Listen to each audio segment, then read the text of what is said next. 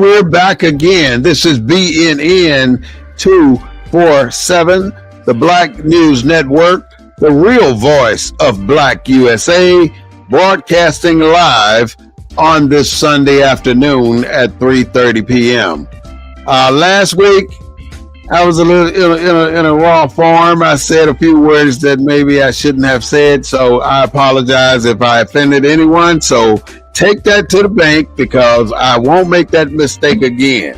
This is a day where we're going to be discussing the Turning America Red again. And we're going to start the discussion talking about Houston. But before we go there, I just want you to know that there are some really bad things going on in America right now, and it's our responsibility to try and make those things right.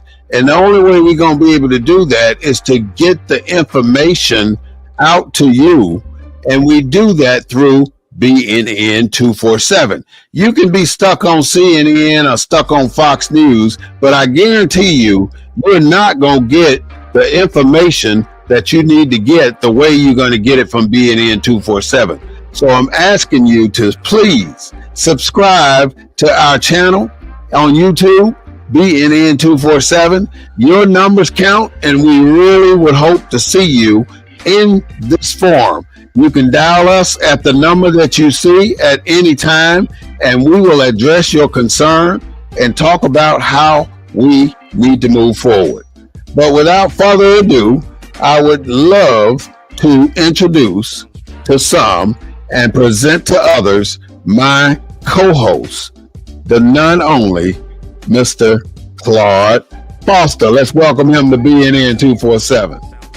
Good afternoon, my brother. Glad to be on the show this week with you. I'm sorry I wasn't there last week. Maybe I could have kept you out of trouble, but I got in trouble, man. Giving out information sometimes the information can go in a different direction. Hey, I'm telling you, go ahead. What are we talking about today? Tell me something. Well, we're talking about what the president told our governor to do. He said, go out and find me 5 more seats. And so the governor is complying. They called a legislative session, and instead of addressing the flooding down in Central Texas. In Kerrville. Yeah. Yeah. I mean, he got about 17 or 18 items on the agenda, and the first one out the bag is trying to pick up more seats for that person we got in the White House. Ain't that something? This country is set up in a way where it's a fight all the time between these two parties that we have in Washington, D.C., who are designated as our representatives of the rest of the country. And their objective, in my mind, should be to fight for what we need as people existing in this country. But it doesn't seem like the fight is about the people. The fight is about the party. And that is the problem, in my opinion. Where do you think we need to put our focus on when it comes to this redistricting that they are planning to do in Houston, Texas? Well, I think one, we need to let our voices be heard. I mean, this can't be done quietly. Well, wait a minute. What can't be done quietly? What you mean? They can't do this under the cloak of darkness. Okay. They can't just do this and not feel the wrath of the public. Mm-hmm. So they're going to have to. They got to talk to the people. Now they're putting in front of the people in this town hall meeting that they don't have the necessary agenda. They don't have the maps, and so without the maps, how can you legitimately talk about redistricting an area when you don't have anything for the people that you're representing to see? Well, let's be clear. This is about racial discrimination. Oh snap. It's about what? About racial discrimination.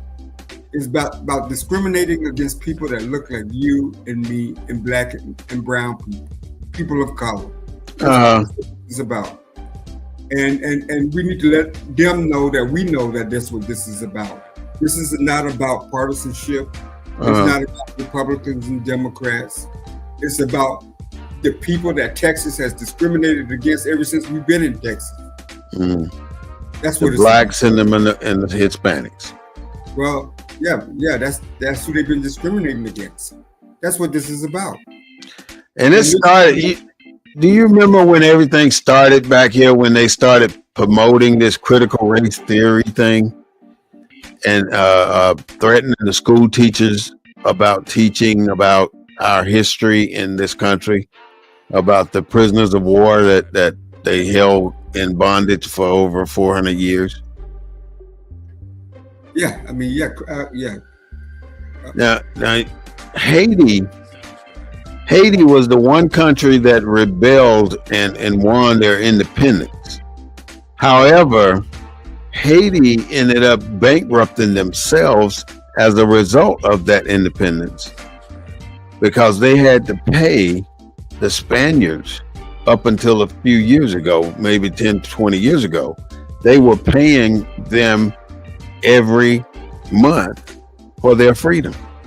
They owed them money to keep them from attacking them again, because they had the resources to come back in and just wave after wave after wave, and eventually they would have won back Haiti. But because, But see, here's the thing that people don't understand. We got about 67 black elected officials in Congress, right? Mm-hmm. That pretty much represent majority minority districts, right? Yeah.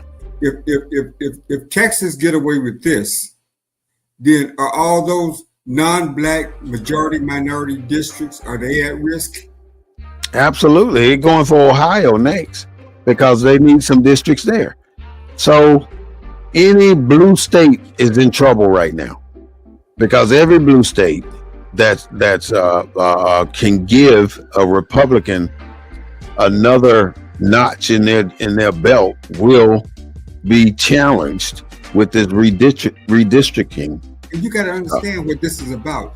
This is about the Trump administration's policy, or the Republicans' policy to cut back on Medicaid, to reduce health care, and all these policies so that they can give money to the wealthy in this country. That's what this is about.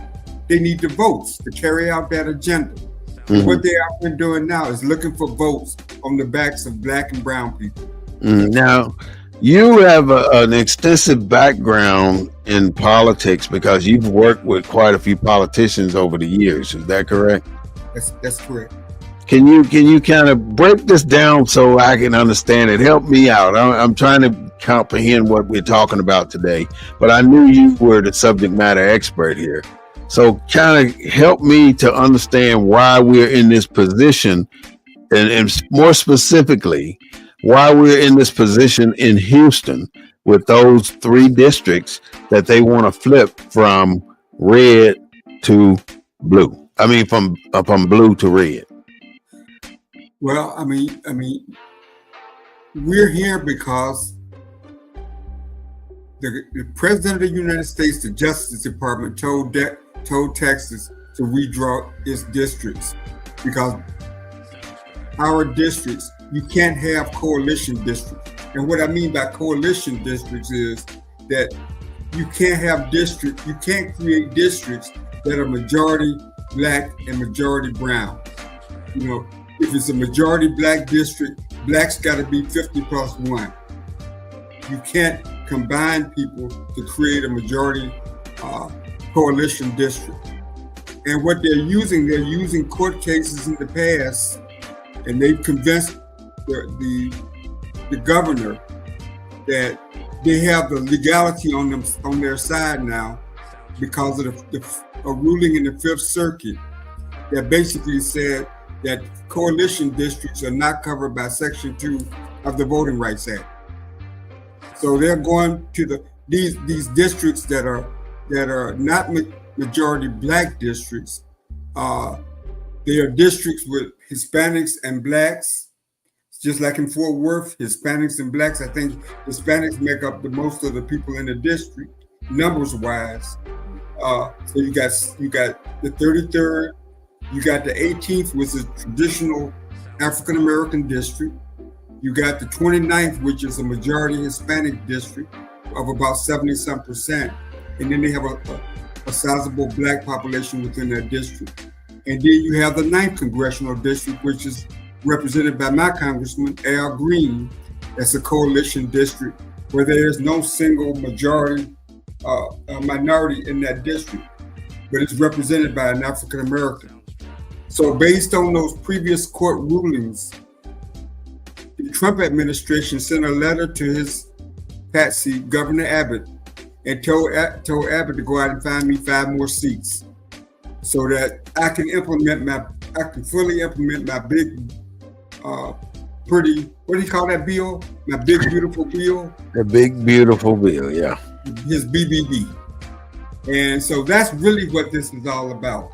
Mm-hmm. But what the public needs to, I don't want to get in the weeds with laws. Go deep if you have to, brother. Go. What the public needs to understand is that this is about racial discrimination.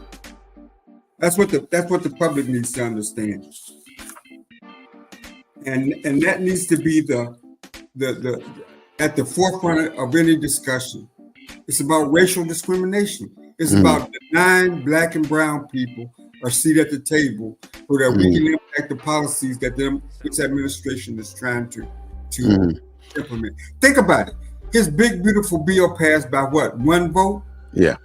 When Sylvester Turner died, Governor Abbott decided not to hold another election until November. What if somebody had been? What if a person had been in that seat? There wouldn't be no big, beautiful bill. Right. It would be. That's how critical this. It wouldn't have passed. Yeah. It wouldn't have passed. It only passed with 1 vote. So you can begin to understand how critical these 5 seats are to this administration. And you're only talking 5 now. You're not talking 5,000 votes. You're talking 5 seats. We're talking 5 and seats. So redrawing the districts, what does that create? When you say redraw the districts, what do they? Tell me what the objective is when you're doing stuff like this. What they're redrawing the district is to create an advantage. I mean, at the end of the day, this is really about Democrat and Republican. Back to the basics. Right. So what they do is they redraw a seat that makes it harder for a Democrat to win in that district. And that's because they're including more white people in that district? Well, they're going to include probably more conservative whites in that district, yeah. Because you got to, the 18th is about 43% black, about 30-some% Hispanic, and then an equal number of whites. But it's a historical black district, and that's who gets elected. Because the white Democrats tend to support the minority candidate, the white Democrats. So, all right, and now we're coming up on a election in November, right? Right. So it's 14 proprietaries to be voted on. No, in November, this is not the actual election won't take place till next year, 2026. Okay, 2026 midterm. Right. We're having the election in November. It'll be for the people running for Sylvester Turner's seat. And right now, guess how many people are running for that seat? It's a bunch from what I heard, I think. Take a guess on that number. About 12? 20. 20 people? 20 people are in that race. And is this based on Republican and Democrat, or what is it based on? Well, it's a Democratic primary. So those, it's the Democratic primary, and they got 20 people running for 1 seat. Okay. Well, it's a Democratic election to replace to replace Sylvester Turner, whose term doesn't expire until November next year. So okay. But whoever wins the seat more than likely will win it because an incumbent has never lost a seat. I think in the history of that seat, only one incumbent has ever lost. And that was the incumbent that was in the seat that Sheila Jackson Lee beat. And she was in office for 30-something years. So incumbency and majority minority seats mean you got a safe seat for life. Because very seldom will you be voted out of office. Let me just say that. So when did the federal government now start running local elections or start dictating to the politicians locally how to set up your election so we can win? Trump has been so obvious. It's gonna make it hard for them to argue that this is not produced out of Washington, D.C. since they got a letter since Trump said, it's kind of like in Georgia, find me 11,000 votes. Yeah, same things, yeah. Same thing. He basically told Abbott to go find me 5 seats. That's why he came to Kerrville, to go to tell Abbott. He came to Kerrville. To talk to Abbott about his votes. So like a lapdog, what Abbott's going to do? He going to do what he told him. The message got to be that this is racial discrimination and we ain't going back. That's what it is. Now, the people that are in this business can get into the legalness of it, about the pending case, the Fifth Circuit case, because that's what, I could go over the different cases that got us here, but that's the primary case, because the Fifth Circuit covers Texas, Louisiana, Arkansas. That's the Fifth Circuit. Is it Arkansas or Oklahoma? But the Fifth Circuit covers Texas. So that ruling is binding in Texas. And what that ruling said was that coalition districts are not covered under Section 2 of the Voting Rights Act. Wow. All right. So did you hear the comment from a representative, I think I pronounced this right, Jolanda Jones? Yeah, I know Jolanda. JJ. What's that? Well, you call him JJ. Where they say, is that a she, right? It's a she. Yeah, I call her JJ. Well, she said that how are you going to hold this town hall? She asked the panel, how are you going to hold this town hall meeting without being able to give them the 5 days required? I guess, I don't know if it's a law or not, but I know they're supposed to give them 5 days to review the maps if they're going to do a redistricting meeting, and then 5 days after. Well, there's no map to review. I mean, they didn't have a map. Then that's what she's saying. Why are you going to hold a town hall when you got nothing for us to look at? Right. And there was no answer to it, though. There was no response. Well, nobody could answer that question. No, I mean, what could they say? But when they call the town hall, ain't it a basic understanding that if you're going to hold a town hall for redistricting, that the maps that you're interested in changing should be available as is, and it should be the proposed changes that they're having should be there too. Would you agree with that? Yeah. I mean, in order to come and testify, you got to be able to testify to something. Yeah. Were people testifying? No. They was appealing to the Republicans on the commission, and there were some Democrats. That was about Jolanda's a Democrat, your representative's a Democrat. I think there was about maybe 4 or 5 Democrats on the commission, but it was majority Hispanic. What were people testifying to? Yeah, that's a great point. They're saying calling it out for what it is. Showing that the community doesn't support it. They don't give a shit what people think in Houston. Yeah. So what's the word on the street though in Houston? How are people receiving this request to put them in a position where they can lose a Democratic seat? What's the word on the street? How are people communicating this? Well, here's I think there's a little bit of apathy. I mean, the people that you saw at the hearings and stuff, these were Democratic, activists. These were people that was involved in different organizations and used. I don't know how the regular people are, to be honest with you. I think the regular people are kind of going on with their lives. And do you think they're concerned though?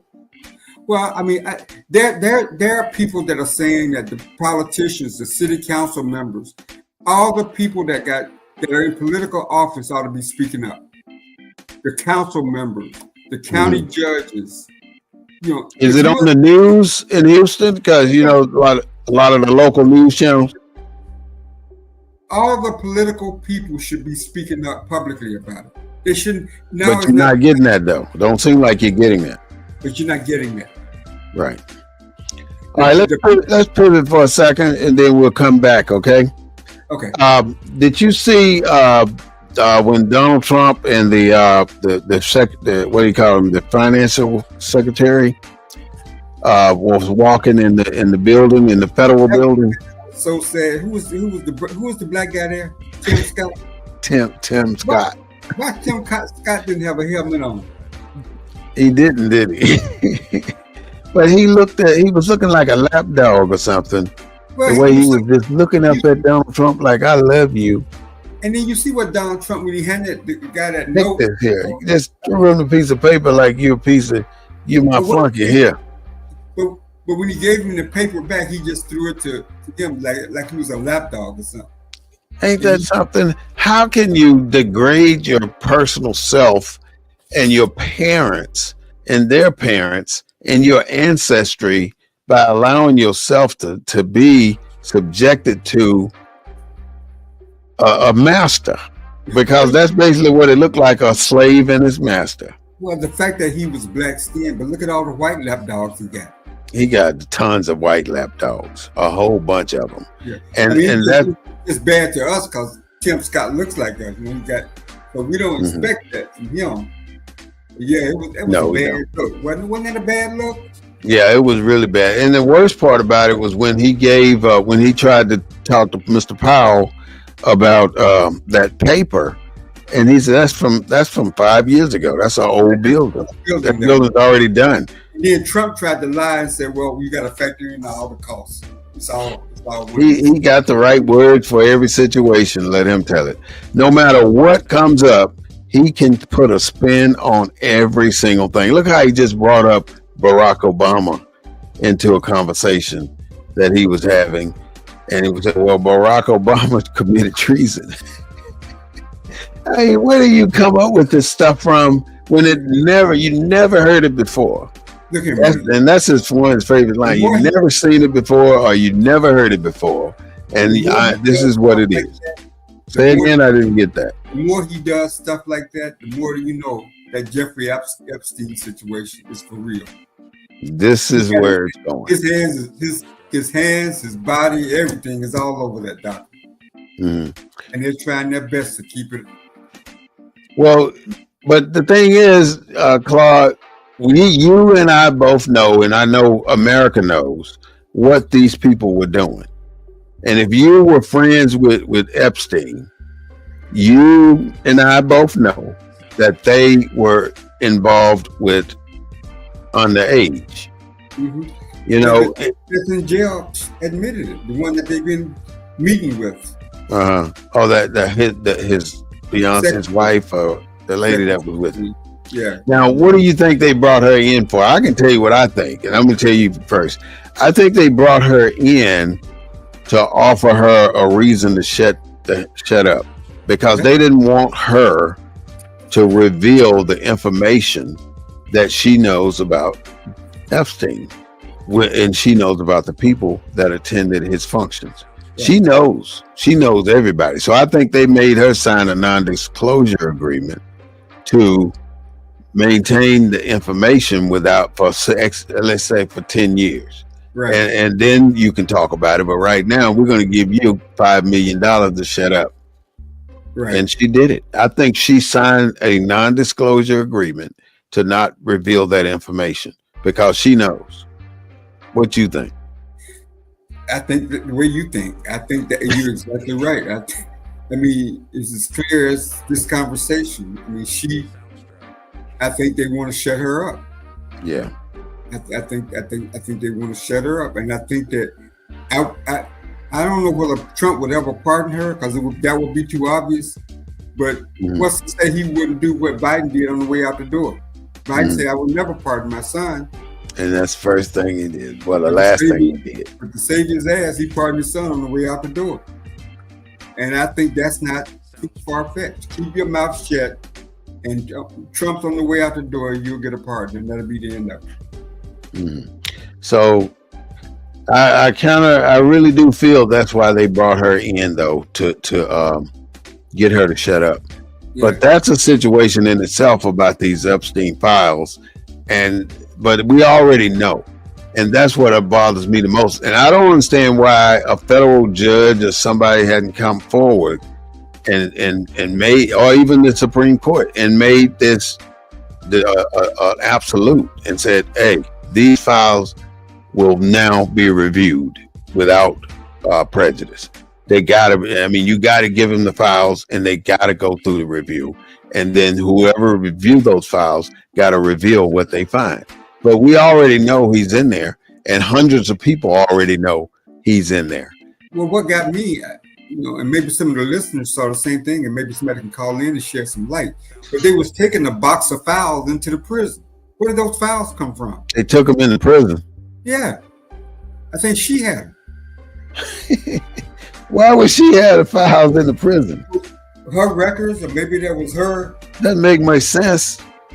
But yeah, that was a box of files she took into the prison. All right, so they just restored my TikTok back to live. So I just clicked on and went live again. So I'm back on. Now, we're broadcasting there too. So I want to welcome all my TikTok listeners. Thank you all for coming back to BNN 247, the Black News Network. We're going to talk about the redistricting of Houston and other major cities in the country that requires redistricting so people can get the Republican votes that they want to get, so they can control the House and they can control the Senate. That's exactly what it's about, being in control. So now that the Republicans are in control of both houses, look at the damage that has been done in America. You cannot reverse the prisoners of war that this country held for 400 years. You can't reverse that. The only thing, and you can't even erase it, but seem like that's the objective, is to erase what's been happening in our past and make sure nobody has the knowledge and the initiative to go forward. Because if you got the initiative to say something about it, then they put you in a position like where you can't win. Right. When you're fighting against the federal government, you're going to lose. And that's the bottom line. I fought a case for 14 years and lost. I knew I was going to lose, but I didn't allow them to just roll over me. We had to go to court. We had to do our depositions and the whole 9 yards. So I got a stack of papers at least 4 feet high from that whole 14 years where we were going back and back and back and back and back through all the court systems. And it's a waste of my time, but I'm sure they spent over $1 million sending lawyers. They had 2-3 lawyers sitting in there sometime, and I only had one. Right. It was sad, man. But I knew what the outcome was going to be. I already knew it, and I accepted it when it came, because there's no way the federal government is going to allow you to win a case. Can you tell me a case? Well, some cases the Supreme Court ruled in our favor, but is your wallet as big as the Justice Department's wallet? No, absolutely not. My wallet is nowhere near what theirs is, and they can fight for another 10 years if they wanted to, and I can't do that. Right. So they got the power of the purse, and they got the manpower. Yeah. So it's hard to fight a giant, and that's what everybody, or David and Goliath. David killed Goliath. Yeah, that's all allegory. Right. That's something somebody thought about and put it in there, but there was just probably 2 men fighting, and one man was bigger than the other one, and they turned it into a giant. So you never know what the real facts are unless you can put your hands on it. And if you can't put your hands on it, it's very hard for you to believe that this is what it is. So with that, can we go back to what we were talking about, Houston? What I'm seeing right now is Houston came out and voted during the last election. And the Democrats in those 3 districts that we were talking about, do you remember those districts? I wrote them down here somewhere, but those 3 districts, huh? The 9th, the 18th, the 29th, 33rd up in Fort Worth. There's 4 of them. Okay, and that's in Houston and Fort Worth. Let's say they flip those districts and they rezone those or redraw the lines. What neighborhoods do you think that they're looking to include? Like, let's say Katy. Would Katy be considered a Republican zone? Well, if you know anything about the demographics of Houston, I'm gonna put the map up so you talk to it while you're talking, okay? You have Houston. This is Houston. This is Harris County. You got the 18th, which is all inside the Houston city limits. You have the 29th, which is all of this. Okay, go back up. This. So the one on the left is what? Okay, that's the 9th, I think. Okay, it's in order too. This is the 18th. Then you got the 9th. Then you got the 29th. This is the 9th. It goes a little bit into Houston, and then this is Fort Bend County out here. And on the right. On the well, I'm looking at it on my left. It's on the listener's right. Okay. You see the sign that says Houston to the left of that? That's Fort Bend County. But you see the little white part that goes into the yellow part? Yeah. That's part of Houston. But mostly the 9th is in Fort Bend County. And so all those counties out here around Houston are conservative. They're represented by Republicans. So what they would have to do, I would think, and even in the northern counties are all like Montgomery County. You've heard of Montgomery County. Yeah. Montgomery County and those counties to the north are conservative areas. So everything around Houston is conservative. So they would have to move. They would have to change the configuration because those are safe districts. Those districts are plus 30-something, plus 20-something. Yeah, I got some stats here for you. District 9 in 2024, when they voted, 71% of District 9 voted for Kamala Harris. Right. Yeah. That's one of the ones. That's why they target that one. On District 18, it was 69.1%. They voted for Kamala Harris. Right. And then in District 29, 59.6% voted for Kamala Harris. Right. And so they already know those are their targets because those 3 districts were too Democrat for Washington, D.C. Now they're going after Democratic district, but I don't want to focus on the partisanship because to lose that battle, you got to focus on the racial aspects. They're going after black and brown people. That's what violates the Voting Rights Act. The Voting Rights Act don't care whether or not you're a Democrat or Republican. The Voting Rights Act don't want you discriminated on against because of the color of your skin. Right. That's what the Voting Rights Act protects. So we don't want the audience to start trying to argue this is a Democratic district. We're gonna lose that battle because the court's not gonna get involved in that. This is racial discrimination. But how do you're saying it's violating the Civil Rights Act, right? So when you say it's violating the Civil Rights Act, what exactly is it violating? Because Section 2 of the Voting Rights Act prevents you from discriminating against black people. And then in the 70s, language minorities were added as well. Section 2 added language minorities. Well, what's the discrimination factor? I mean, you can say it's discrimination against Section 2 of the Voting Civil Rights Act, But what exactly are they doing that's in violation? You can't do anything that suppresses African American voters. So you're saying suppress redistricting? Yeah, different ways. Like the 14th Amendment, right, gave us the right to vote, right? Right. Ever since the 14th Amendment passed, white politicians have come up with all kinds of schemes to keep us from the voting booth. How many bubbles in a bar of soap? How many beans in a bottle? So there are different schemes that they use. When it comes to redistricting, there are different schemes. They can all the black folks in one district, so instead of having 3 representatives, they can have 1. Based on the population of Texas, black people probably should have 5 or 6 representatives in Congress. We only got 3. You got 1 Republican and 2 Democrats. So basically you got 3. So forget about the party. So you got all these schemes that they try to, so packing or redistricting black folks and putting them in a certain district and stuff like that. This is just a continuation of the tradition since the 14th Amendment gave us the right to vote. So it ain't no change.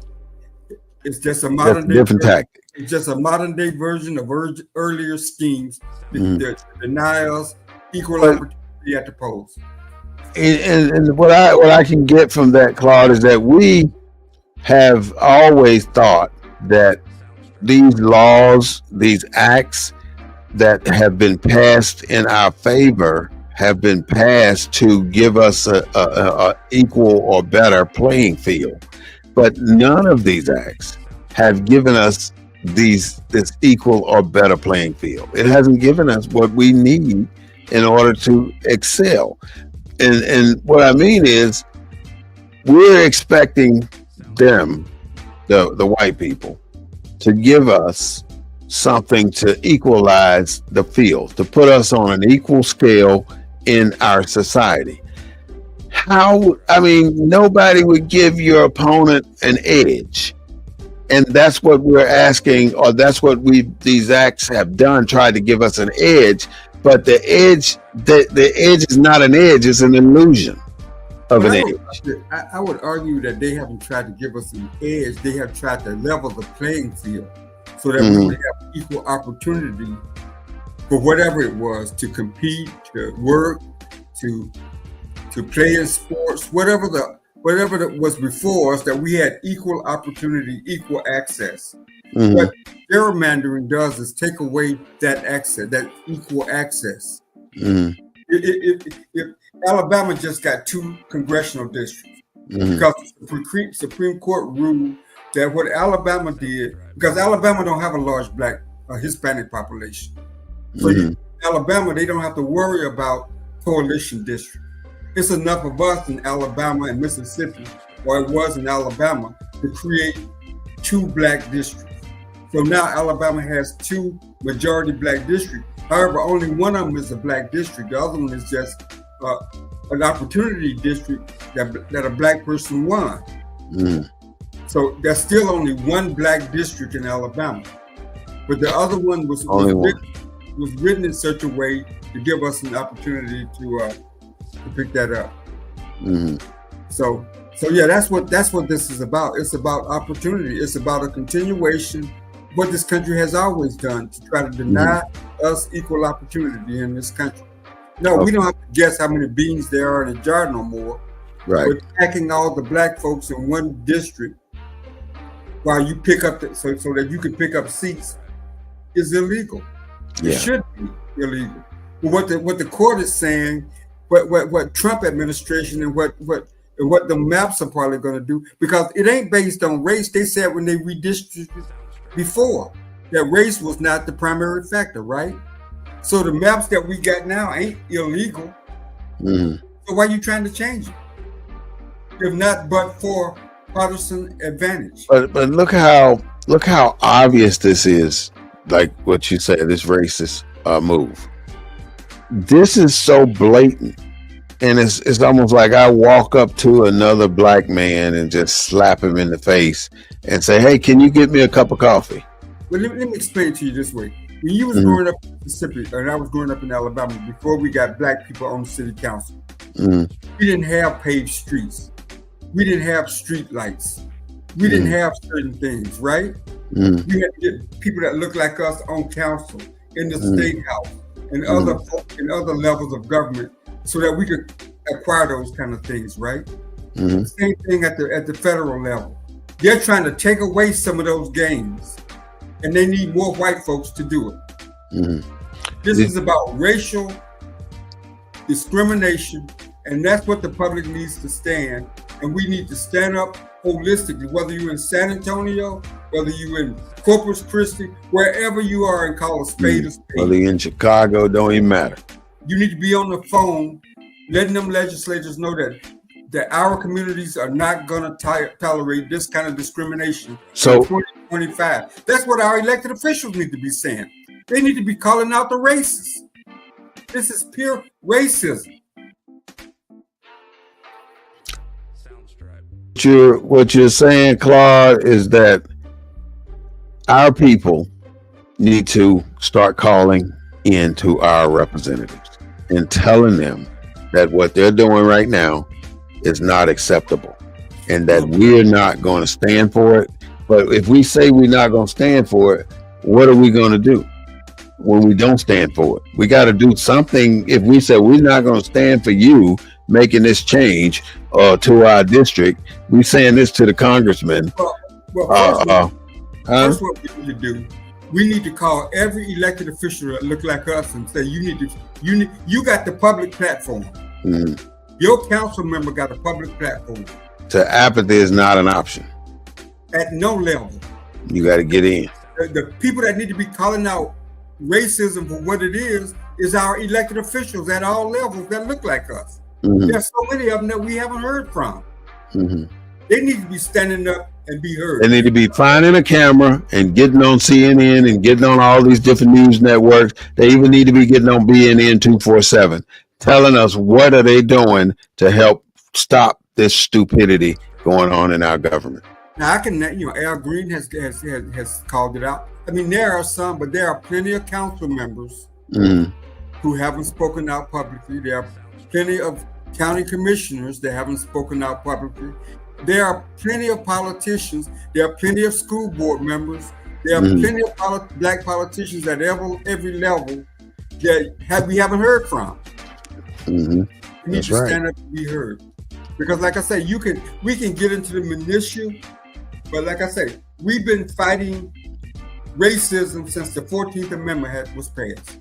And this is just a continuation of that fight. But the objective right now is to stamp out any type of diversity program. And they're doing it on every single level. Like they're fighting with the universities. Like who was that? Columbia University just paid $20 million. Oh no, $200 million. In order to continue this, because if they know if people of conscience get elected to Congress, Trump's gonna be impeached. Yeah. They've already said that that's what they're gonna do. They already know his days are numbered. That's why he told Albert, find me 5 seats. And so whatever happened with that 1,100 vote thing? Nothing, right? It was dismissed, right? Yeah, I think it went to the court, but just like all the other things, Yeah, he beat that just like he beat everything else. That seemed like that's one man that stands behind his word. If he grabs a woman by the private, ain't nothing they gonna do about it. You're not gonna get put in jail. They're not gonna put the cuffs on DT. Right. You get 34 felony accounts over this Stormy Daniels thing, and you're not gonna be held accountable because you're running for president and you got plenty of money. But seems like when you got an answer for every single thing, every single thing, and you got the right answer for everything, something's wrong with this picture. Then just because you can come up with a good spin off the question that you may be asked, that does not make you presidential. Well, when you go to foreign countries, you got to be having superficial conversations because you're not as deep as many of these people who have lived their entire lives as a politician.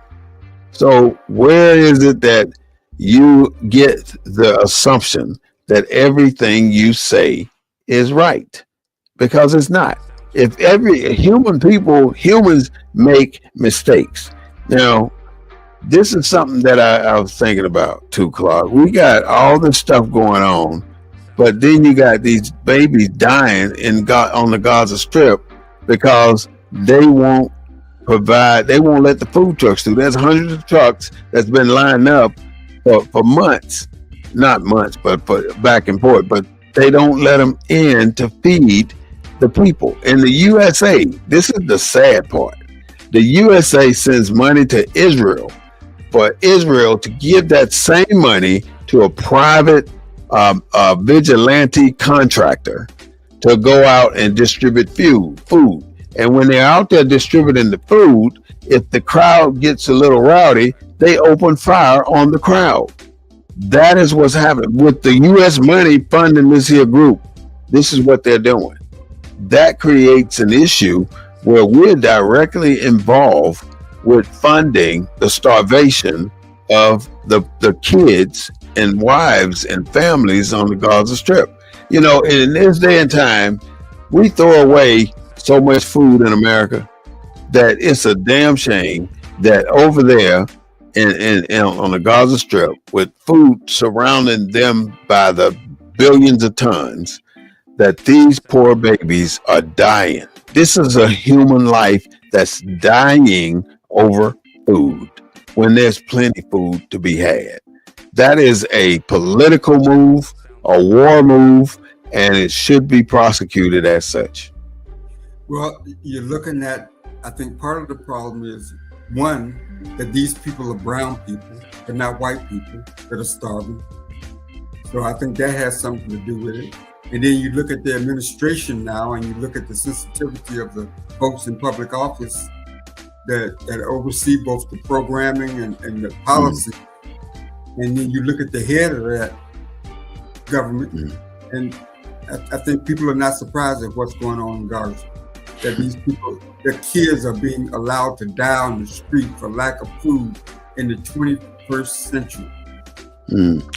Well, and what I see in the government right now with DOGE, Department of Governmental Expense, they're getting rid of the people with the knowledge who knows how to make these processes and systems work.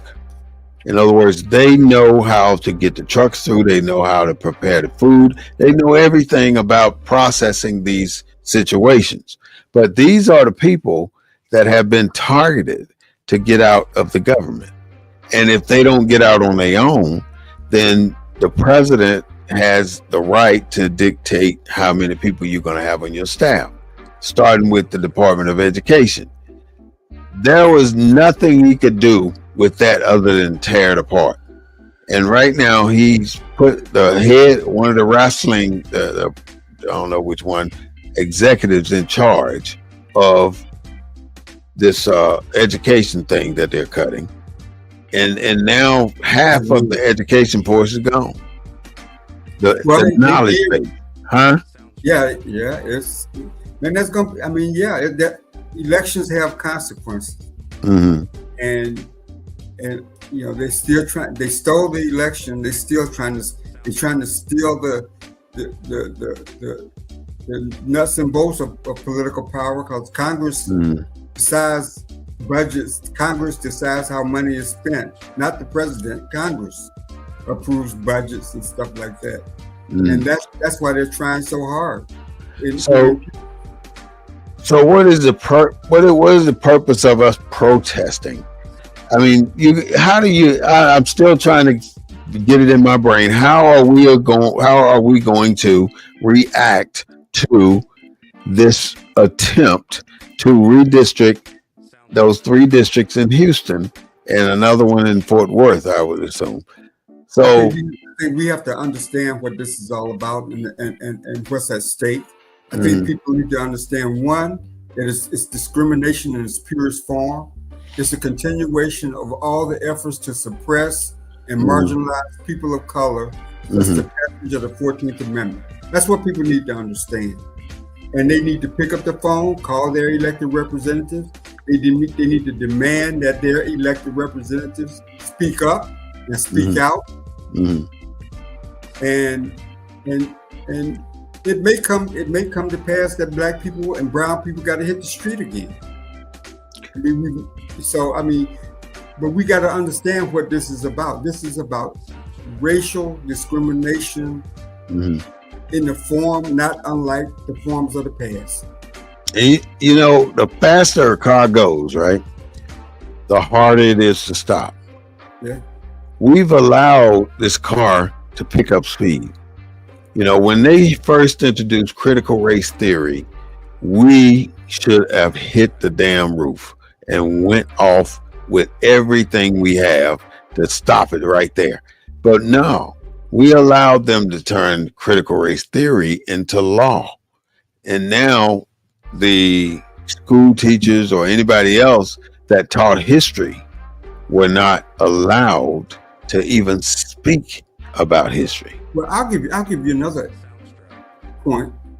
Texas probably has more monuments to the old Confederacy than any state in the Union. Over 180 monuments, schools named after Confederate generals, and all this kind of stuff.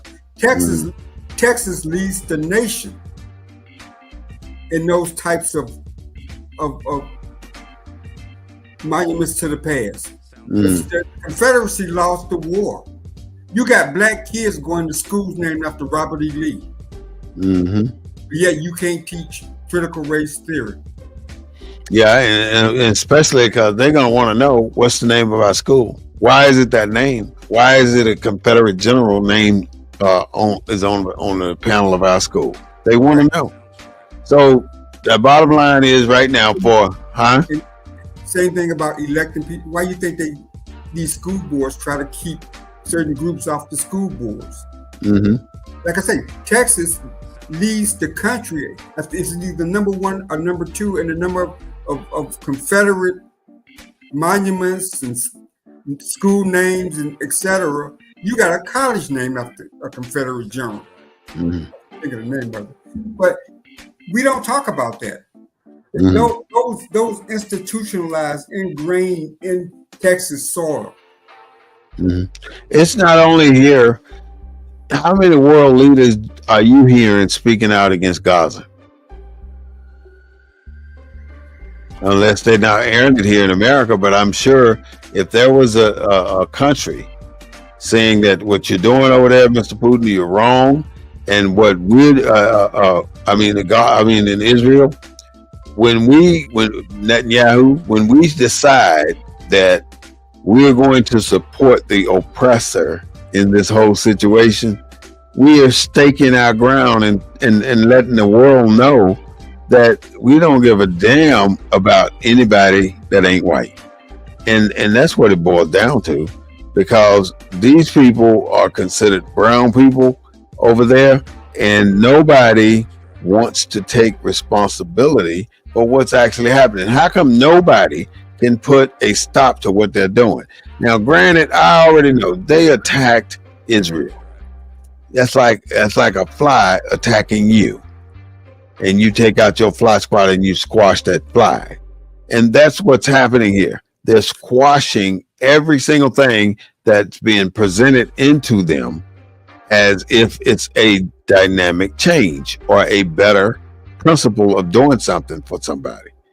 So I'm at the point now with only thing I really have gained today, in my opinion, is that we can call our representative and say what we want to say, but to stop this. I mean, even though they get hundreds of calls, I bet you all of them are getting calls. But I also say that none of them are going to work those calls right now, unless it gives them an opportunity to work it offset, not face to face and not up front, not out in public.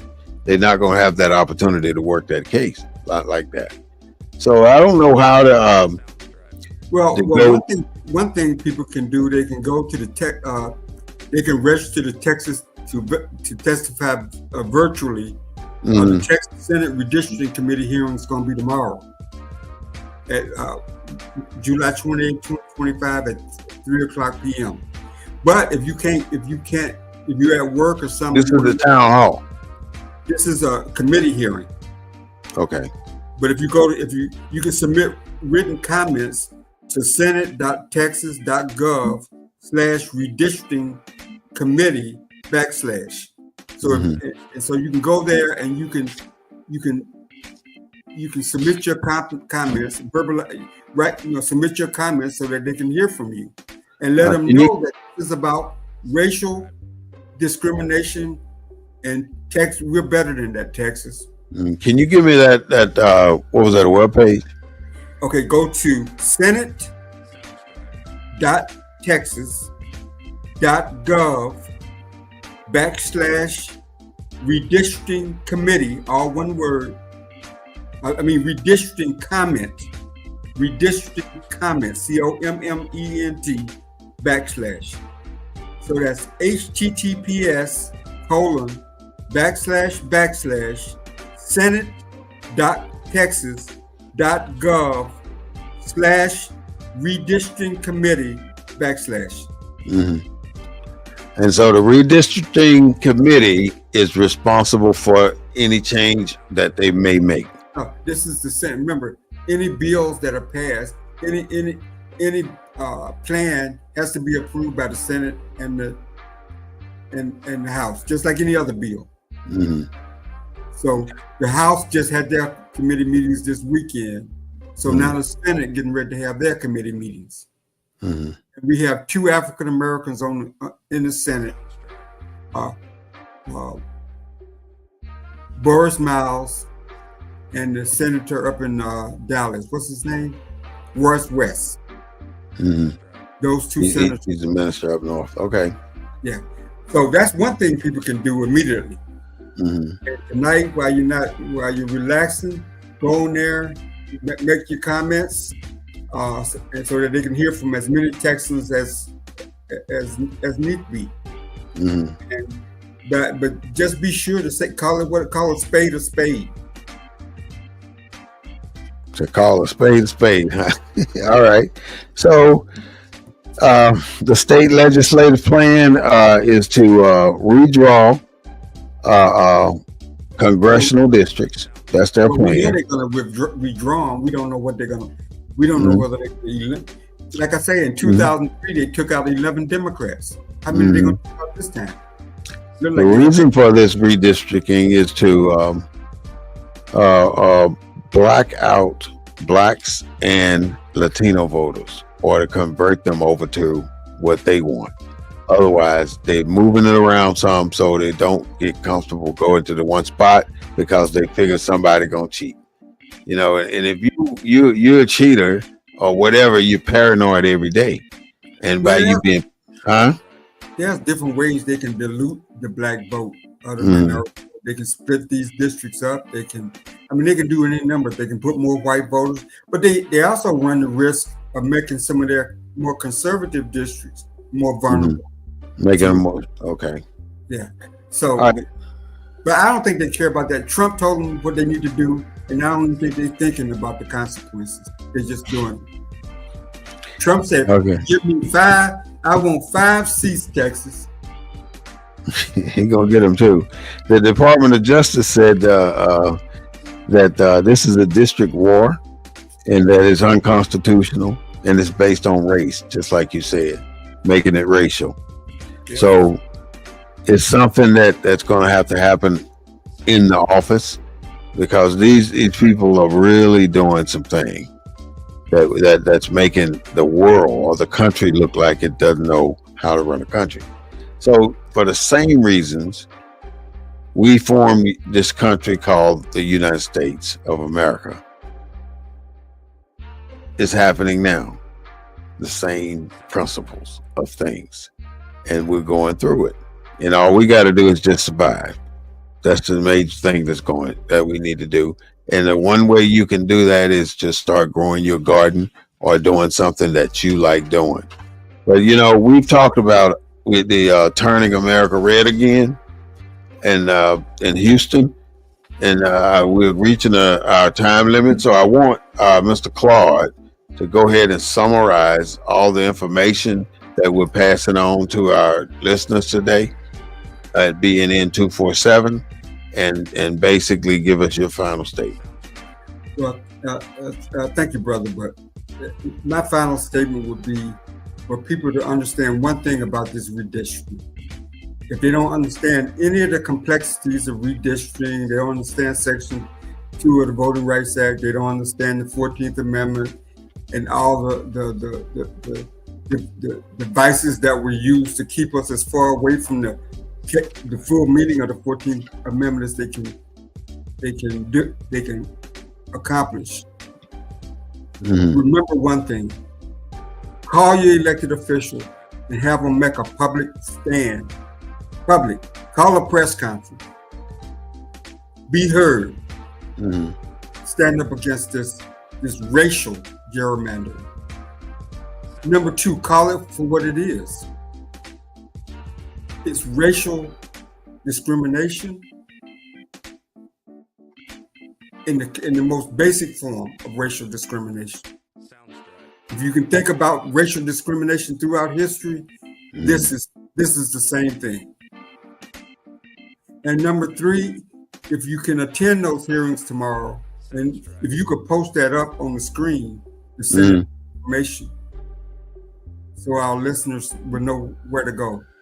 Because I'm sure not right. Yeah, I can put it up there. You want to give me the information right quick? I can type it in. What you got? We want to make sure that people know about it. What is it? HTTPS // All right. Let's see. Wait a minute. No, you can't find the backslash. Where is it? Okay, there it is. // Okay. Senate. SENATE. .Texas. .tx. .gov. .gov. / redistricting comment. REDRST. Spelled redistrict. REDISTRICTING. Comment, all one word. Okay. / Okay. And if you want to testify, and we didn't talk about this, you can register to testify virtually, meaning you don't have to go there. You can do it via Zoom. And that's quite a long link. Is that it? Double check that. HTTPS / senate.gov / the slash goes the other way. This last one? Yeah. Just that one? Well, they all go to, they all go. You said backslash. That's backslash. // Okay. You change them to /. Everything else looks okay. All right. Yeah. So wherever you had the /, yeah, I'm sorry. No word. /.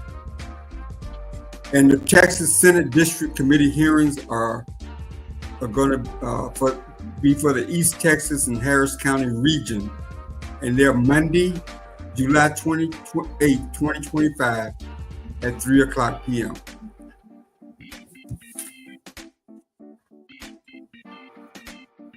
This is not about Democrats or Republicans. Remember that. Mm. Okay, then you had something else that you wanted them to post up. Yeah. They can register to Texas to testify virtually. Just have them go to this Texas Senate. This web page or another one? Yeah, this is another page. If they want to register to be able to testify on Zoom. Okay. Just tell them to go to Texas Senate. I think it's texas.senate.gov. and all that information will be there. Just go to the Texas Senate website, and it'll be up there. Yeah, if our listeners just go to the Texas Senate website, and I'm sure it'll all be posted because that's where I got it from.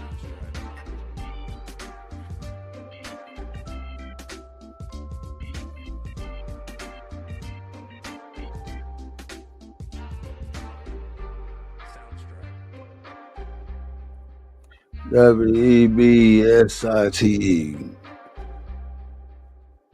Again, this is not about Democrats or Republicans. This is about racial discrimination.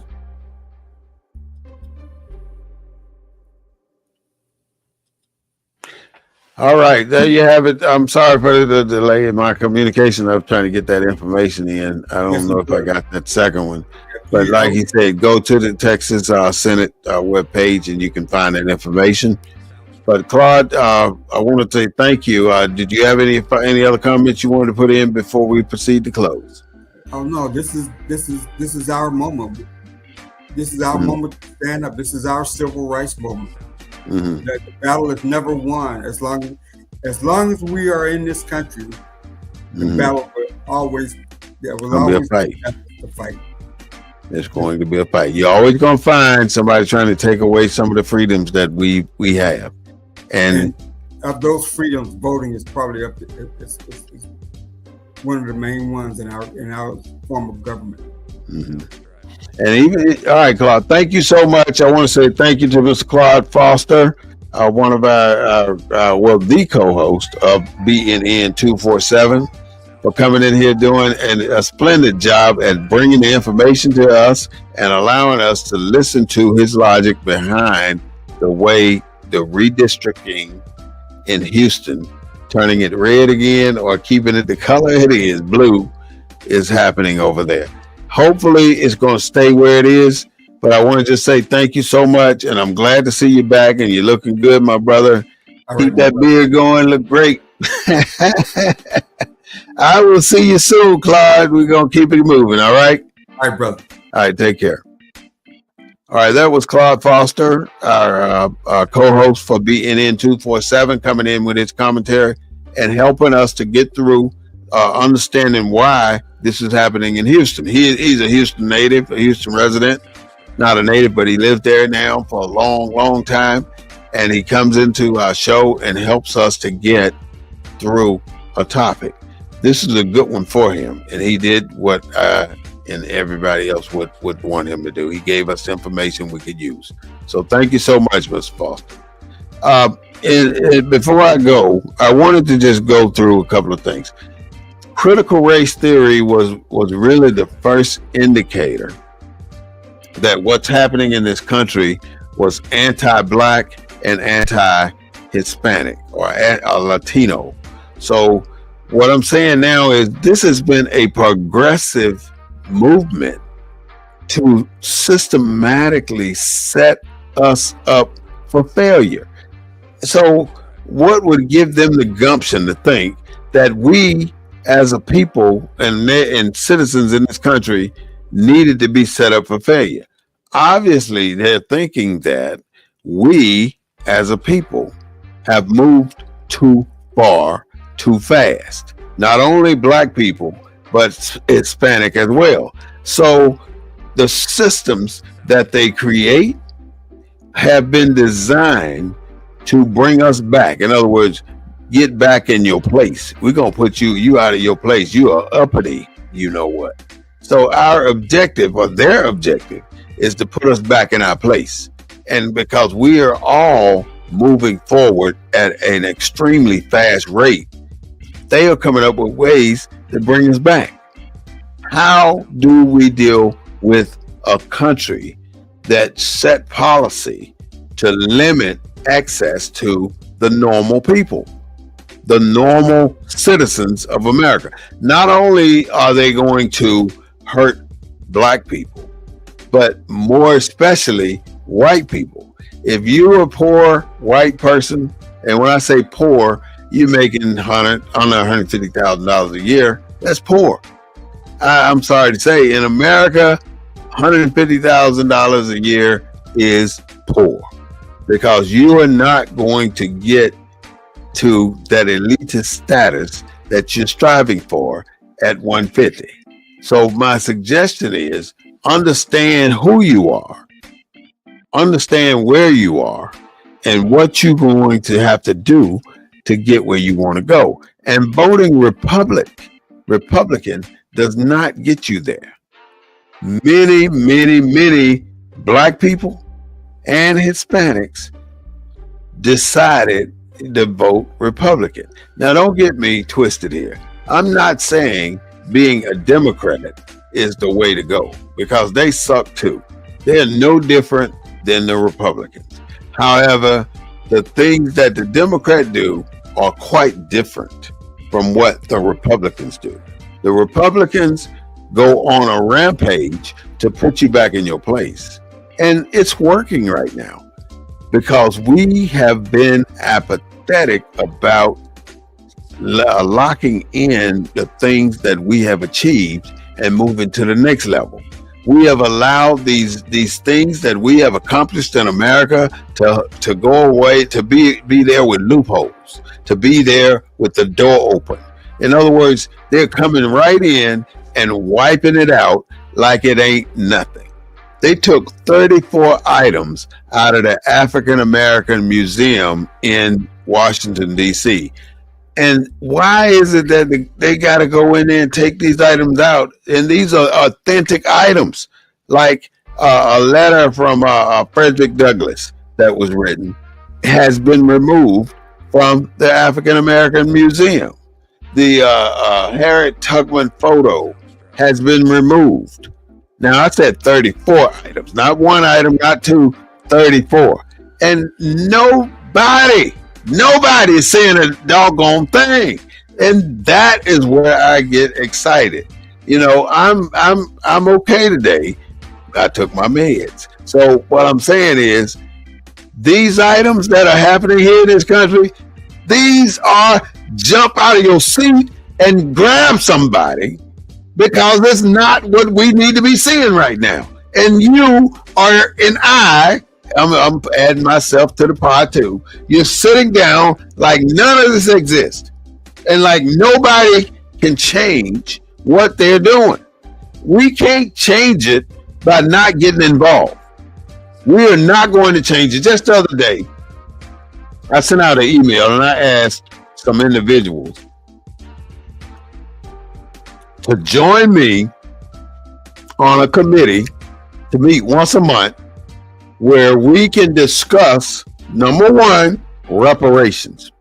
Now, why did I say reparations? Because we're sitting back claiming reparations and thinking that we're the only ones in the country that have not received reparations.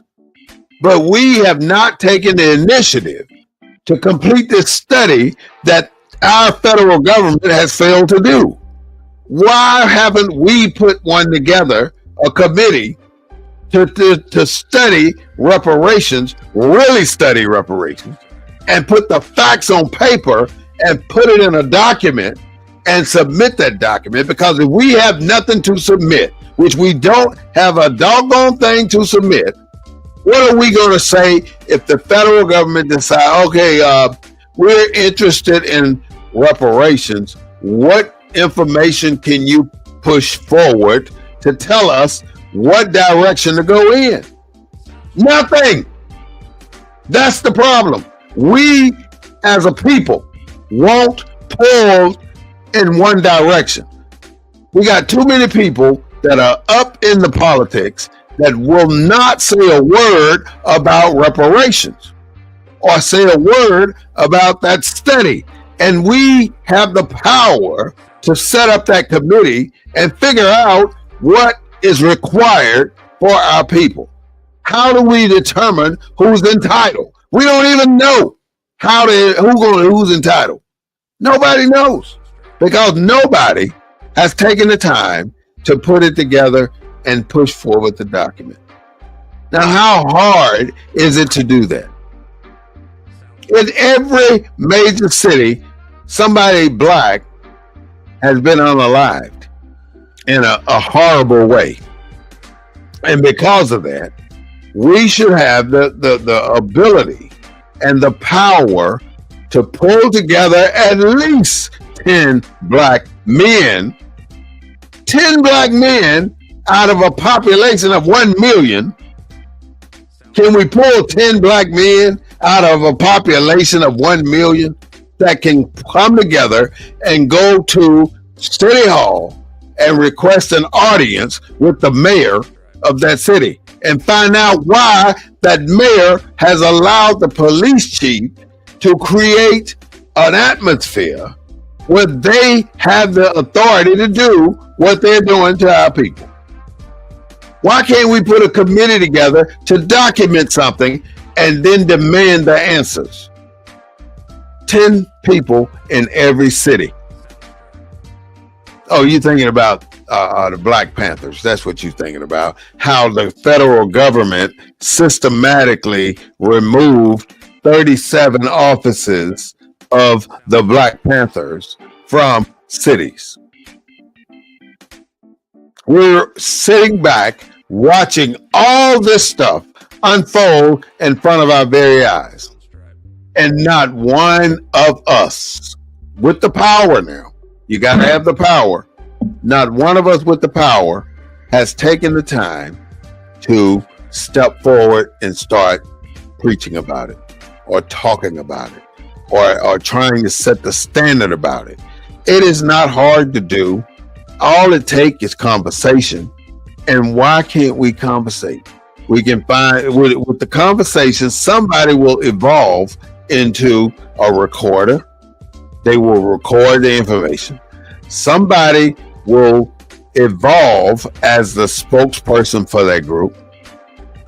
Now, I don't think that this is a new idea, because it's not. You got so many organizations out here right now that don't do a damn thing but party. When do we get it in our heads that that's exactly where they expect black people to be? At a party.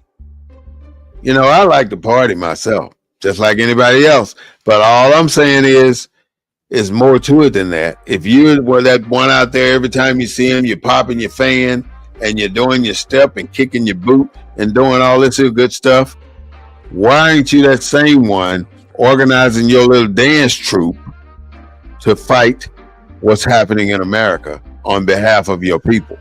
Because while you're out there partying, they are out there politicking to take you down farther than you are, to have you represented with less representation than you have, to send you to Alcatraz alligator or alligator Alcatraz. You've seen the footage on TV. Now, how do you feel about people being snatched, being sent there automatically? Habeas corpus violated 100%, and nobody gives a damn. Because if somebody cared, then it would not be happening.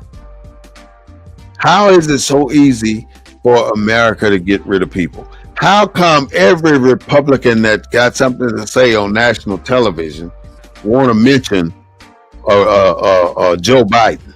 It's his fault.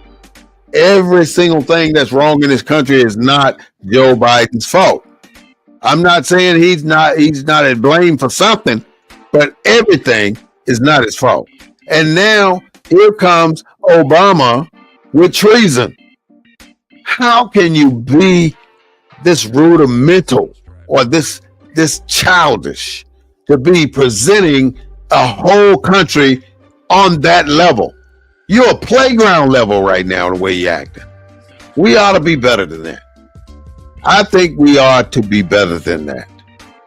Now, granted, I've reverted back to the slum a couple of times while on this show, but I got enough sense to come back and be a real person about it. You know, everybody slips every now and then, and ain't nobody perfect. Everybody make mistakes. So why is it we cannot mobilize ourselves 2 people, 3 people, it doesn't matter. All you got to do is find out when the city council is holding a meeting, and 2 people go to the meeting. Find out what the city is doing with your money, because they damn sure spending your money the way they want to, and you ain't got nothing to say about it. You can't say nothing about it because you ain't participating. You're disconnected from society. And because you're disconnected, you don't know what's going on. You don't know that they're paving the street in front of your house tomorrow. You don't know if they're doing eminent domain on your property. You know nothing because you don't get involved. You have to go to these meetings. I mean, as you grow older in life, things change. Have fun, enjoy your life. It ain't all about work, and it ain't all about politics. It ain't all about making money. It's important, all of those are important, but it ain't all about that. At the end of your life, you should have divided your time properly. And when I say divide your time properly, I don't mean cut it into quarters, cut it into fifths or eighths or sixteenths. I mean divide it into thirds. How do I come up with thirds? And how do you divide your life into thirds? Think about it. What's 3 times 8? 24 hours in a day.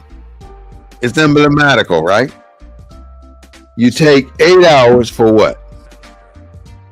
What's your job require? 8 hours. Okay. Then what does your rest require? When you're resting and relaxing, what does that require? 8 hours. And then you got 8 more hours. I'm going to leave that one to you. You have 24 hours in a day. You divide it into 8s. And you're not going to do it every day, but at the end of your life, when you're laying on your bed, you're thinking, how did you divide your time? Did you do it wisely?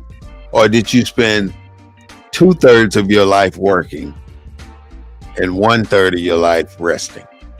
Which means you got no life at all.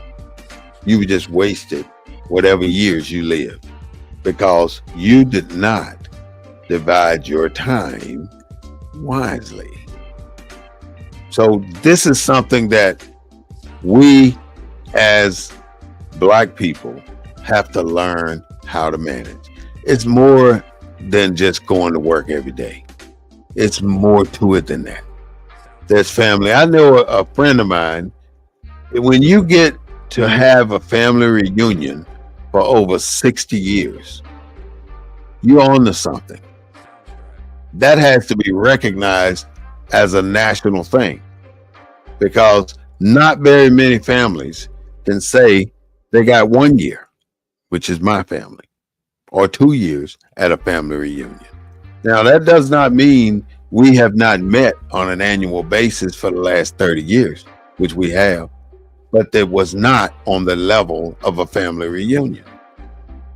When you know you got family, I got family in that little town over there. I got family in that other town over there. But you never, ever bring all of your family to one place because you don't care. But in the long plan, the long-term plan, you should care because there's people that may or may not be important to your life. They may have been important to your mother. They may have been important to your father, your grandparents, that they are so far away you don't know who they are, but you know that you got people there. I was on the phone the other day trying to coordinate some stuff for a family reunion. The first 3 people I called had went to the next level. They were gone. Never got to meet them. And this is an initiative I took on my own. And because I didn't have an opportunity to speak to them, it felt hollow. How do you feel when you're not talking to your relatives and your ancestors? How do you feel? Do you feel hollow? Do you feel like you got no direction? Because you don't have direction. Andrew, you hear what I'm saying? I'm sure you do. Montel, Bill, do you hear what I'm saying? Lockwood, do you hear what I'm saying? Julia, do you hear me? I'm trying to put you on to something here.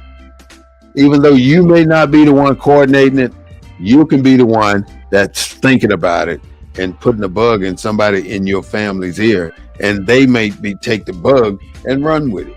You never know, Julian. Or Julian, you never know. I would hope that our people come to a point where we can do something different. And when I say something different, all I'm saying is put something together that shows that we have heritage. We have a footprint. Right now, we don't have a footprint because nobody's saying a dang gone thing about what's happening in America. We have black reporters, we have black commentators coming on the news, we have black content creators. We got all these people out here making a mint on talking. But none of these people are doing very much action other than talking.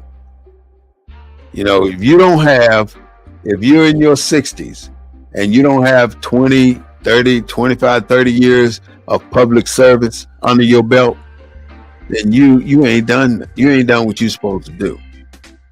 Now it's time. It is time for you to do it. You can't work your entire life. You got to do something, Bernard. You got to do something, man.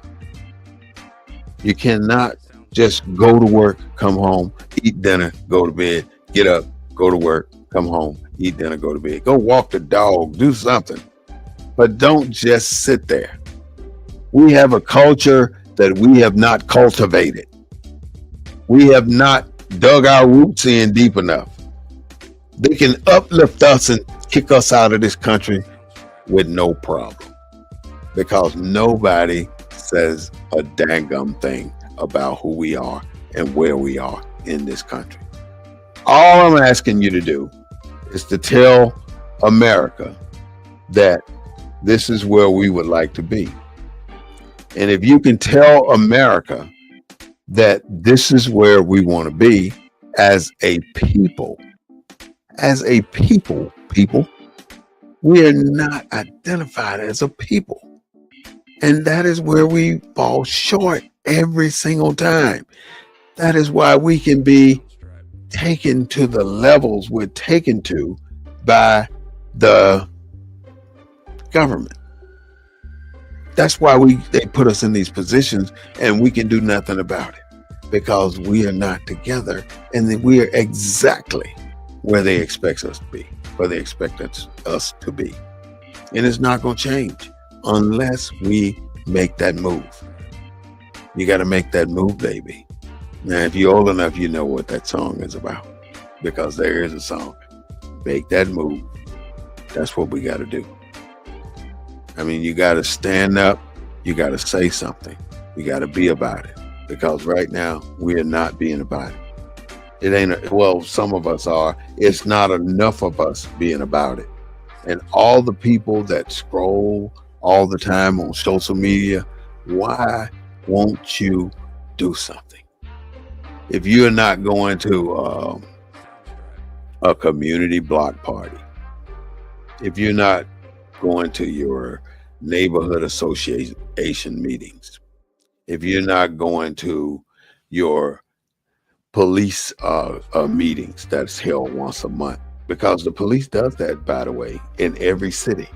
They hold a meeting for the public every single month where you can go in there and listen to them tell you about the crime in that city, in your neighborhood.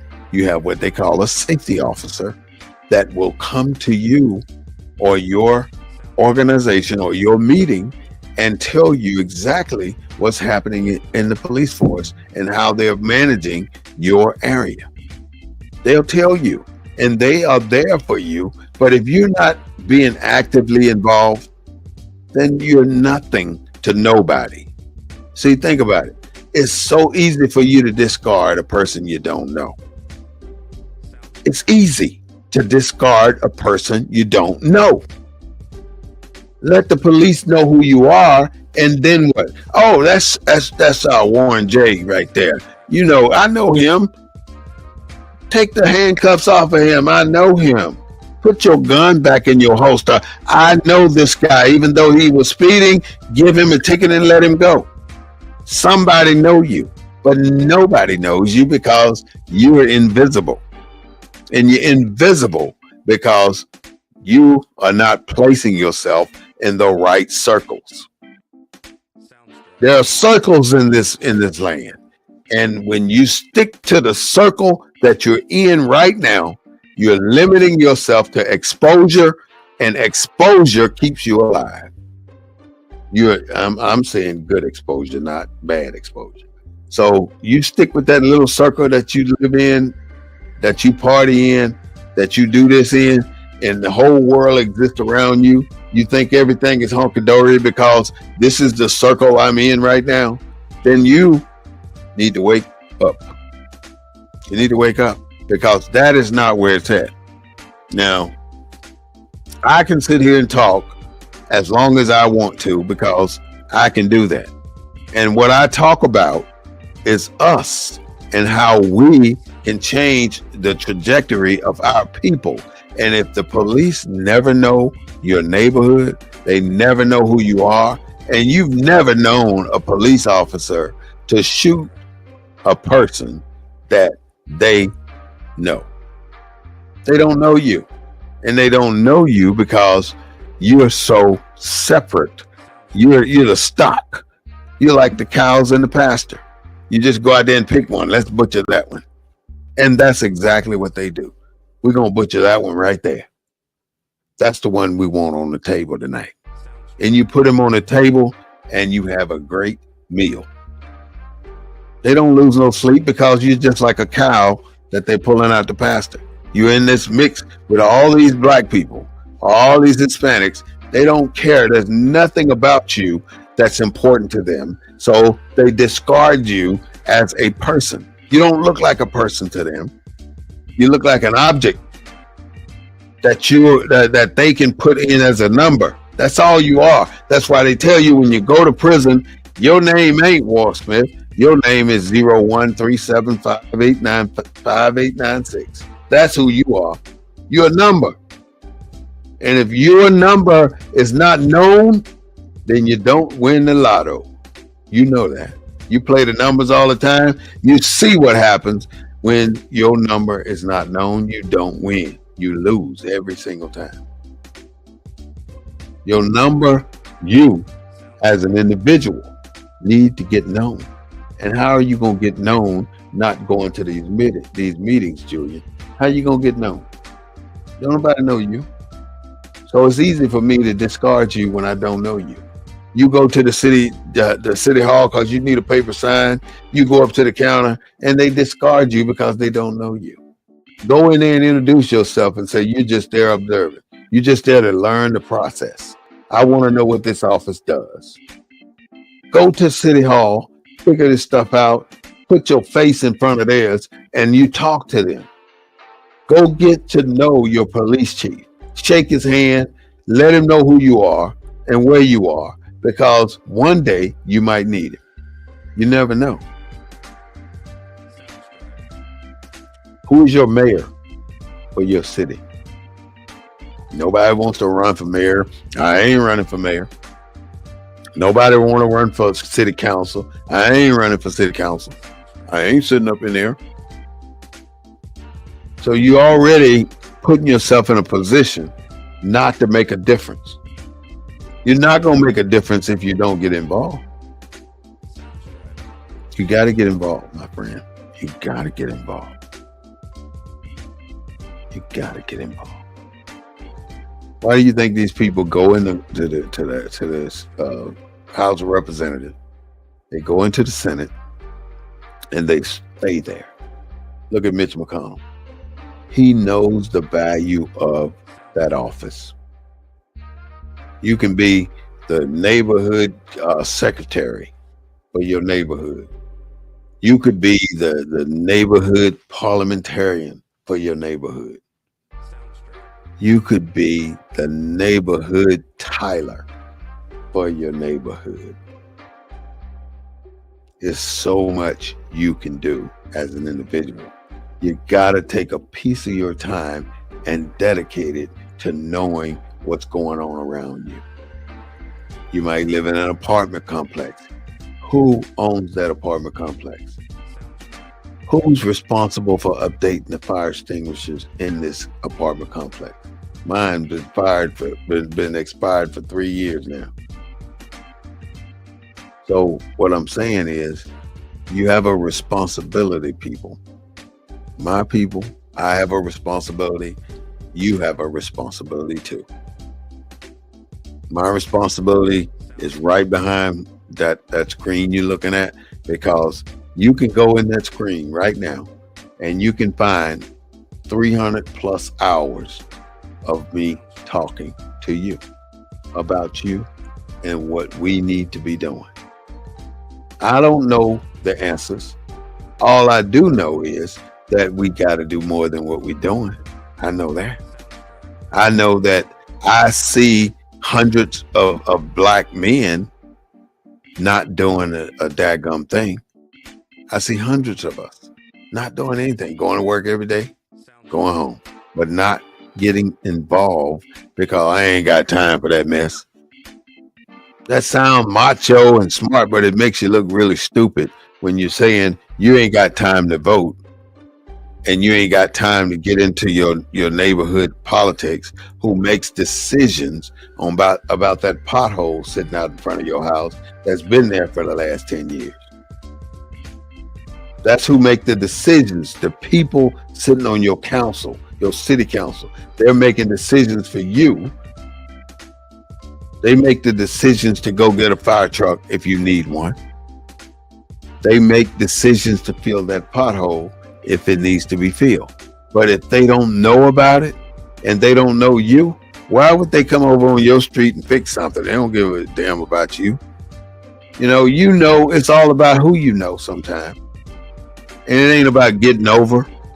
All it's about is putting yourself in a position where you will get the respect and you will get the help that you need for a given situation. And that situation could be bad or indifferent. You never know. Whatever that situation is, you can get the help for it, and it can help you go through life a lot simpler and a lot easier. You see, some people got it figured out, and they rolling in the millions of dollars. But some people are figuring it out along the way, and they're hitting bumps every step of the way, but they don't stop because they hit a bump. They don't stop. They keep it moving. Terry, they keep it moving. Ellis, Harry, they keep it moving. And they keep it moving because this is what we do. You keep it moving. And the differences that I may be making is not for me. The differences that I may make is not for me. It is for the people coming in the generations after me. Why would I not try and make it better for them when they come up to my age? Why would I not try to make sure the systems are in place and functioning correctly for my children? Why would I not do that? Same to you, Joe. Why would you not do that? Why would you not do, Omo, what it takes for your children or for somebody else's children or anybody that's coming up behind you? They should not have to suffer the same road and bumps in the road that you hit. If they are hitting the same bumps in the road that you have hit, then something's wrong, because that individual should never have to go through what I went through to get where I am. No kid of mine or yours should have to suffer to get where they need to go. We should make the road easier. But in this country, these things are not getting easier. These little laws and caveats that we had to make our lives better, to make us able to move through life without strife, without worrying about who's going to catch us and make us strange fruit. You don't have to, some of us don't have to worry about that because we're thinking ahead of the game. And you can think ahead of the game, but if you never play the game, then you ain't worth the game. You know, you got millions of black people that'll watch a football game from A to Z. And they can tell you every single player on that field for both teams, and they can tell you the stats on those teams and who's winning and who's losing, who they need to draft, who they don't need to draft. Some people can tell you all of that. But if you apply that same principle to your family and to life, like you watching every single move, every time somebody drop a football, you own it. You know who did it. You know who made him do it. But when it comes to managing our homes and what's happening here, managing our existence in a country and watching what's happening here, we are oblivious. We're in another dang on planet somewhere. We don't know. But so let's say the stuff hits the fan, the DODO hits the fan, Johnny. What are we gonna do then? What happens when it hits the fan? What are we gonna do? Scott, what are we gonna do? Jim, what are we gonna do? I'm looking for somebody to tell me what we're gonna do. What are we gonna do? Nobody can tell me what we're gonna do. I can't even tell you what we're gonna do. But why not do something different than what we are thinking? Why not? Why not do something? We have to do something. One of these days, it's gonna take us now to get off our duffs and go into the world and try and make a difference. I'm not asking you to stop what you're doing and dedicate your life to being a good citizen, a good American. All I'm saying is you have an obligation to pave a way for somebody. Nobody should be hitting the same potholes. Nobody should be running into the same barriers that you encountered while you went through life. And you tell me a black person that went through life that ain't hit obstacles, then I'll show you the one that lives in the house. I don't have to call it, but you know what I'm saying. We have to do better. Everybody know what's happening in Gaza Strip, but nobody is making a fuss about it. You got babies over there starving, and nobody's making a fuss. They don't care.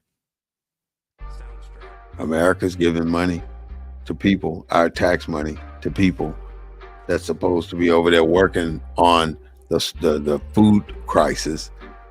But if you look back, every single thing that's happening over there in at the Gaza Strip in Lebanon is a plan. I mean, who's to say that the people that came over and kidnapped all those people are the people that's dying? It's not. The people that are dying are the people that they had nothing to do with it. Think about it. The people that are dying over there are the ones that had nothing to do with that situation that started it. we have to be mindful that just because we didn't get involved, well, it wasn't me. I'm the innocent one. That does not exclude you from the consequences of what's happening over there. You're still part of it. If anywhere it happens in the country, you right here, right there, you're still part of it.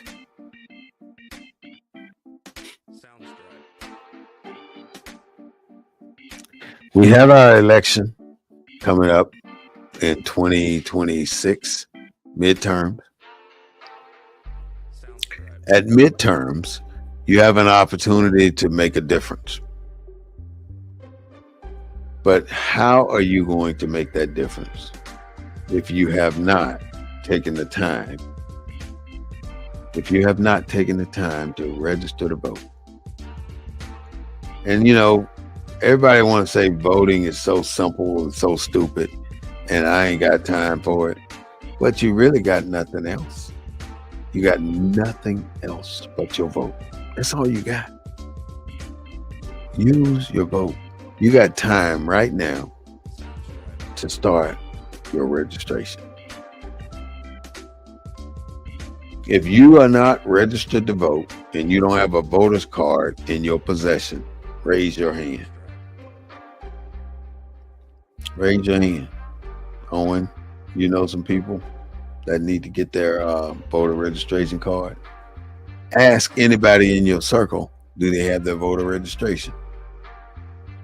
And I'm not trying to say make sure the government know everything about you and all this other stuff.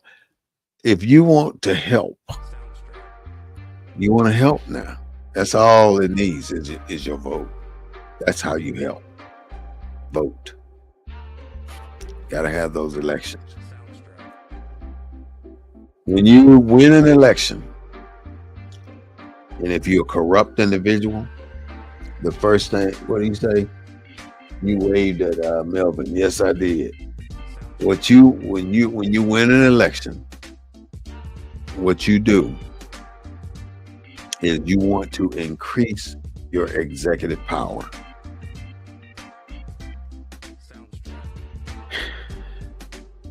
In other words, you want to have more power than you had before you won the election. So when you get that power, if you are not straight, now you got your thoughts, right? That's spiritual. You got your brain. That's physical. All of these little things mean something. You heard the little wine boy when he jumped up at the window. Message. Help somebody. Join a committee, join an organization, and give it everything you got on your spare time when you watching football games or something. I know that ain't gonna work. But either way, this is the Black News Network. I'm asking you to go to YouTube and subscribe to us at BNN247. Your subscription doesn't mean that you're paying for anything. You're not. Leslie, are you a subscriber? Sean, are you a subscriber? I'm asking you to become a subscriber to BNN247 on YouTube. We broadcast the news from a Black perspective. And we do not own the rights to the music, but we do own the rights to what we say.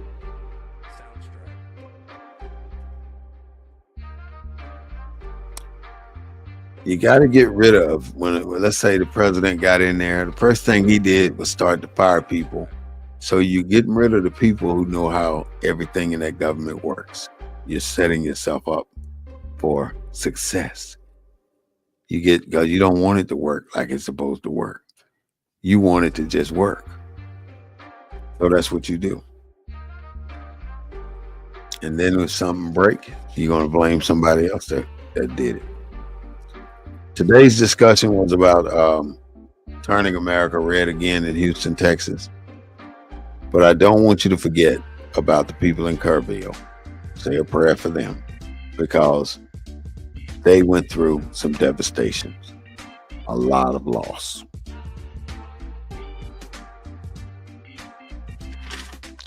I want to thank you for listening to my channel, and I want to invite you back on next Sunday at 3:30 p.m. to listen to another great topic. And if you have topics that you would like to discuss, you're more than welcome to send that topic in to the number you see on the wall and let me know that you'd like to hear a topic on this. And what happens is my co-host and I do research and find out the information about your topic, and then we pick it up and we'll put it on air. So thank you so much for being part of BNN 247. I look forward to seeing you next Sunday and during the week while I'm broadcasting on TikTok. Once I close this YouTube broadcast, I'm still talking to TikTok. So if you're on TikTok, all you got to do is go to BNN 247 and it should pop up, and I will be there.